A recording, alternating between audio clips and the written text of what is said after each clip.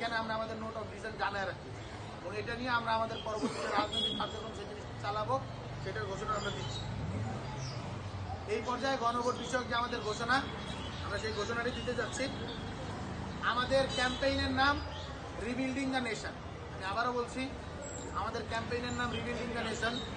আমরা rebuilding the nation ক্যাম্পেইনের আন্ডারে আমরা অতীতে অনেকগুলো গোল টেবিল এবং অনেকগুলো সেমিনার সিম্পোজিয়াম করেছি এবং তার মধ্যে দিয়ে আমরা আইডিয়াগুলো জেনারেট করেছি আমরা কী কী করতে পারি, নতুন বাংলাদেশকে আমরা কীভাবে দেখতে চাই এবং জুলাই বিপ্লব আসলে কী হয়েছে তার ধারণাগুলো আমরা অলরেডি উপস্থাপন করেছি এবং তারই ধারাবাহিকতায় আমাদের রিবিল্ডিং দ্য নেশন ক্যাম্পেইন চলমান রয়েছে।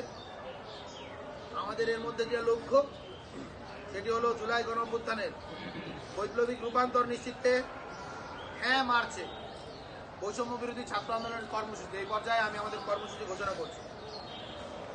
আজকে থেকে আমাদের এই যে কর্মসূচি এটি শুরু হতে যাচ্ছে।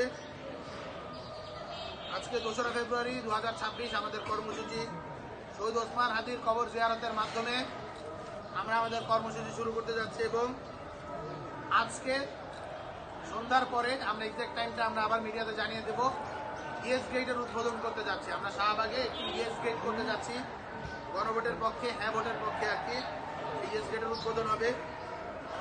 3রা ফেব্রুয়ারি শহীদ আবু সাঈদের কবর জিয়ারত এবং শহীদ পরিবারের সাথে সাক্ষাৎ সকাল 9টায় রংপুর পীরগঞ্জে এবং ইয়েস র্যালি বিকেল 3টায় টাউন হল রংপুরে। 4 ফেব্রুয়ারি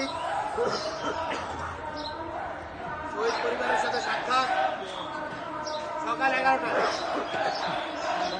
ইয়েস র্যালি সকাল 11:30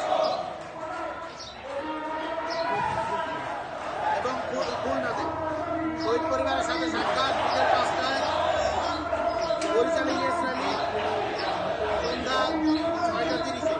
এটা 5 তারিখ